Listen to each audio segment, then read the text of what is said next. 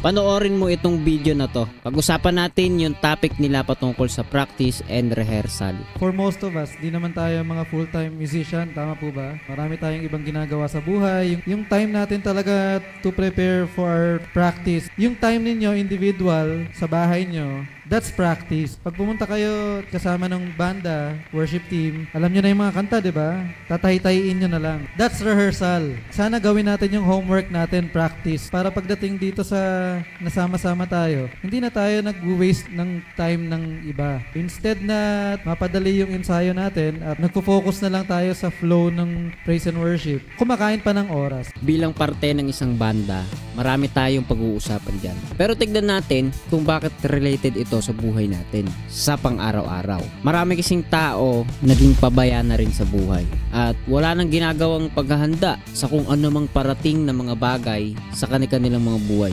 Interesting ito guys ha, kaya kung hindi ka pa nakasubscribe, hit the subscribe button and notification bell para updated ka sa mga videos natin na parating gaya nito. So yun na nga, let's go!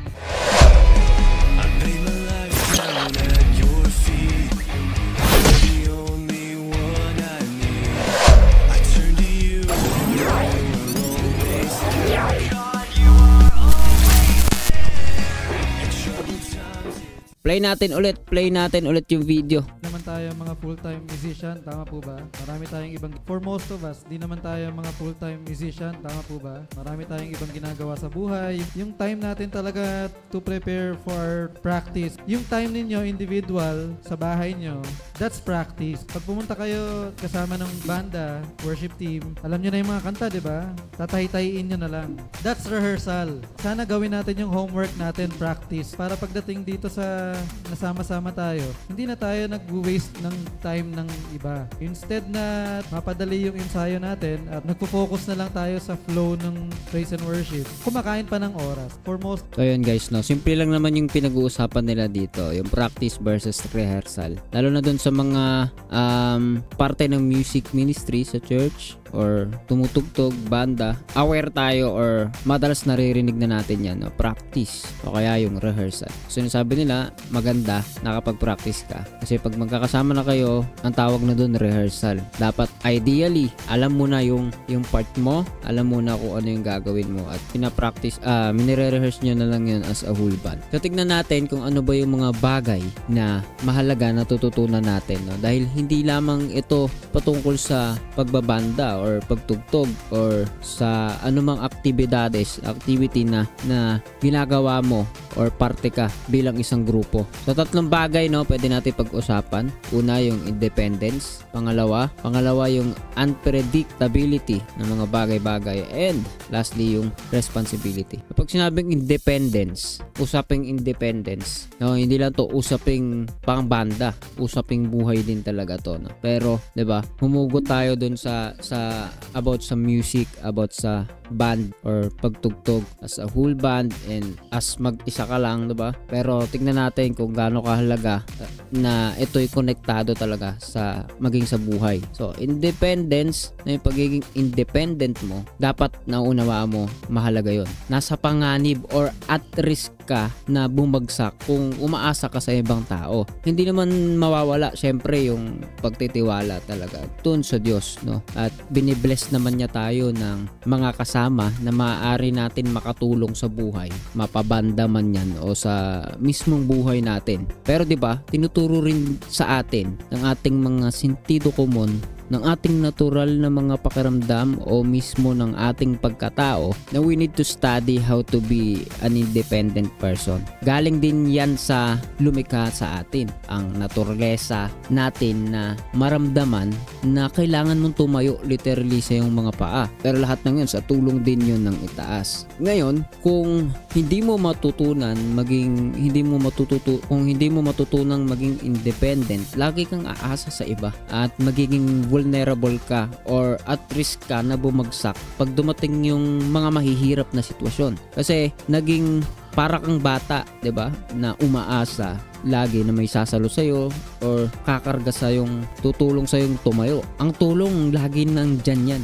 Pinoprovide yan ng Diyos, di ba? Talagang laging may tutulong at tutulong sa'yo. Mararanasan mo yan talaga. Sa totoo lang, no? Lalo dun sa mga crucial moment, di ba? Unexpected, meron darating na tulong. Kung wala man, spiritually, alam mo, hindi mo nagagawa yung isang bagay, mapagtagumpayan ng mag-isa ka lang talaga eh. Meron at meron. Pero ang hindi maganda, kung sinasanay mong walang gagawin para sa improvement o pag-i-improve ng kakayanan mo, lalo na pag mag-isa ka, literally dapat pagsikapan mo yan. Kung parte ka ng banda, mag-aral ka, gawin mo ang best mo, na parang ikaw lang mag-isa ang tutugtog, pero sa motivation mo lang ito kasi 'di ba, ang ibig sabihin natin, para kang nagre-review dahil may pagsubok o pagsusulit kayong pupuntahan ng mga kasama mo. Pagiging seryoso mo or pagiging sincere mo sa ginagawa mo, na tila may pupuntahan kayong grupo na isang pagsusulit, magkakasama kayo pero individual kayong susukatin. Titignan yung kakayanan ninyo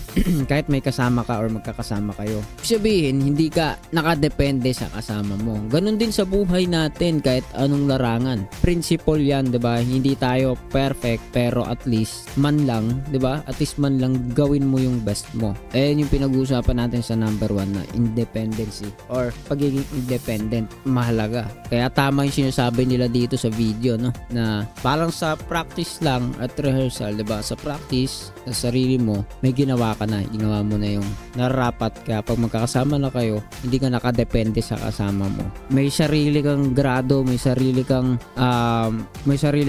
nilalakaran na oras, pero magkakasama kayo at the same time kasi 'di ba? Yun yung realidad eh. May kasama ka. Sa pangalawa, makikita natin unpredictability ng mga bagay-bagay. Mga bagay na hindi mo inaasahan. Kung naghahanda ka palagi, 'di ba, kahit sa Bible tinuturuan tayo na maging handa. Kung naghahanda ka, edi handa ka syempre kung ano man ang hindi mo inaasahan. May mga bagay ka na nakahanda panlaban sa mga uncertainty sa buhay natin. Kahit sa banda, 'di ba, may spare kang strings, may spare kang drumstick or anumang gaya nito. Kasi mapatiran ka man ng string, mabalian ka man ng drumstick, may abang ka na gamit. Ganon din sa kahit sa totoong buhay.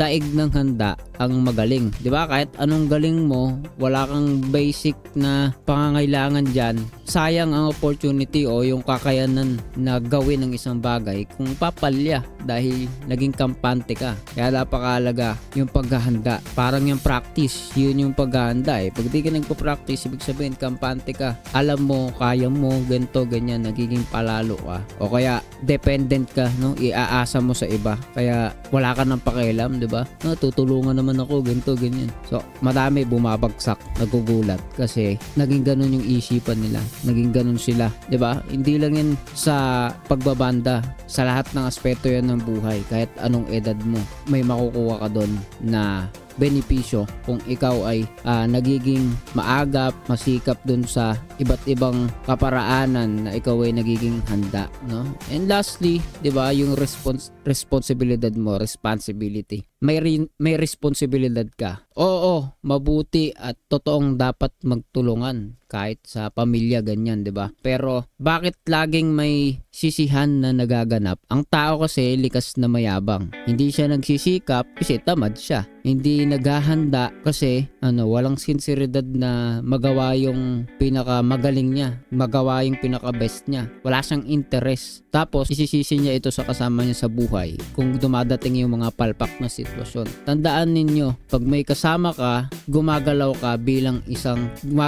bilang isang grupo, mapabanda man yan o isang pamilya. Kang kasiraan ng isa ay kasiraan ng lahat. Gawin mo dapat yung parte mo, gawin mo ang best mo, may responsibilidad ka at magkakaroon ka ng kapayapaan. 'Di ba? Yun man ay tinuturo sa atin sa buhay na ito, kahit sa salita ng Diyos, na huwag tayo maging babaya, maging maagap, and the rest di naman niya tayo pababayaan, di ba? So nawa ay itong video na to ay nakapag-open ng discussion or nakatulong para makakapag-isip-isip tayo kung gaano kahalaga yung nagpa-practice tayo kahit anong larangan, naghahanda, nagre-ready para kung ano man ang dumating ay ginawa mo. yung oras mo hindi mo sinayang bago pa dumating yung mga bagay na hindi ka sigurado, di ba? So ikaw, ano masasabi mo sa usapin na ito? Comment down below at tara pag-usapan natin.